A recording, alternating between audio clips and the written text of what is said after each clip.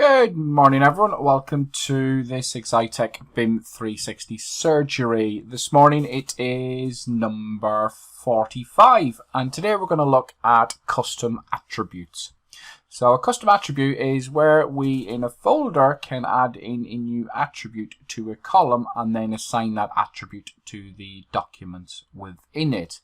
You will see in project files, if I scroll across, I've got lots of custom attributes already assigned in this system. When you click the cog icon, you can see that it has all these attributes. So I'm going to show you how to do that and then how we can assign them to documents. Because I've already done it within project files, I'm going to repeat the process in plans to show you. So if I want to add a custom attribute to the plans folder, select the cog, then select the option for add attribute. In here we can give the attribute a name and then a type of attribute. Three different types. We've got a text field, date picker, and drop down menu. So let's look at adding in a suitability code. So I will type in suitability code and I'm going to choose the drop down menu option. In here I can add in values, and once I add the value I can click enter and it will ask me to go to the next one, and you can keep adding these as required. And then once you're finished, click enter, then hit the save button.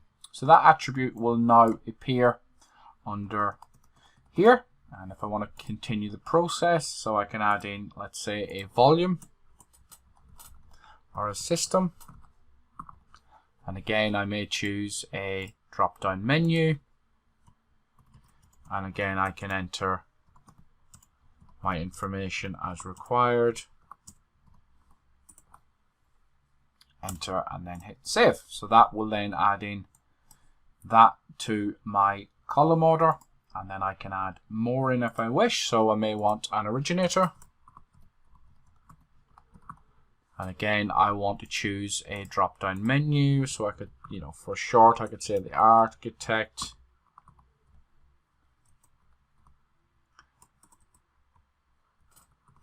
structure, and I'm just going to add in Excitech as well. Click save. So now we've got an originator. Let's go with a level or location, or both. And again, I'm going to choose that as a drop down.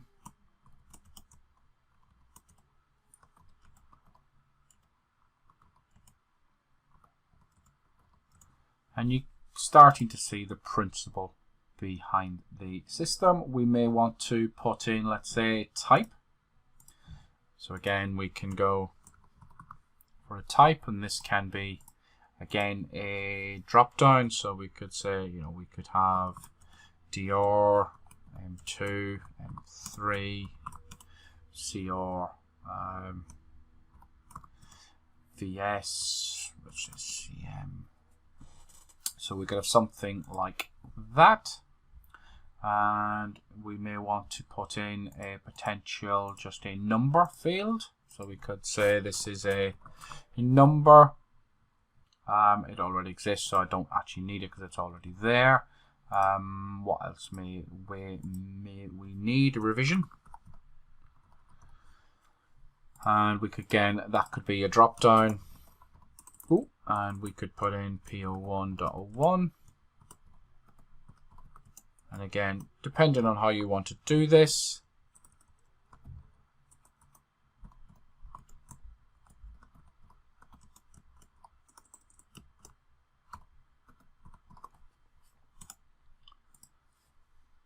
and let's say we may want to put in a classification.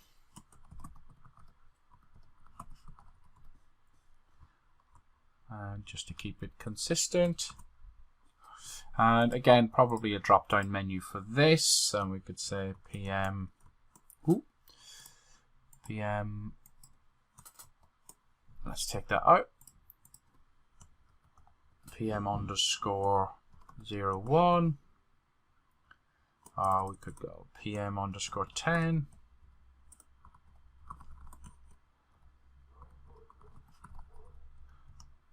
project information, PM underscore, let's say 10 underscore 20. We could say this is the client requirements.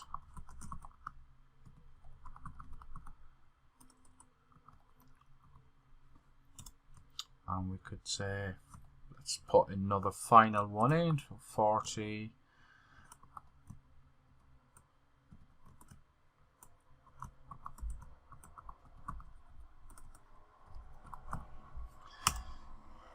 So we could do something like that. So you can spend all the time that you need putting all this in.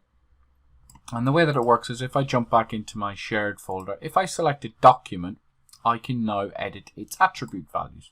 And because I've put all these custom attributes in, that I can simply select my drop-down lists, choose my originators, select a level, a type, a role, a revision, and also a classification. And if I click save, that will apply that metadata then into that document. And the beauty of the system is then, because I've set it all up, I can then use and search upon custom attributes and it will return the values that are there. So that's pretty much it. It's a matter of setting it up in the cog setting within docs, both in plans and project files, configuring your drop downs, free text or your date pickers, and then selecting documents and then using the edit attribute values to assign that information to your documents. So thank you very much for joining me. Join me again next Thursday for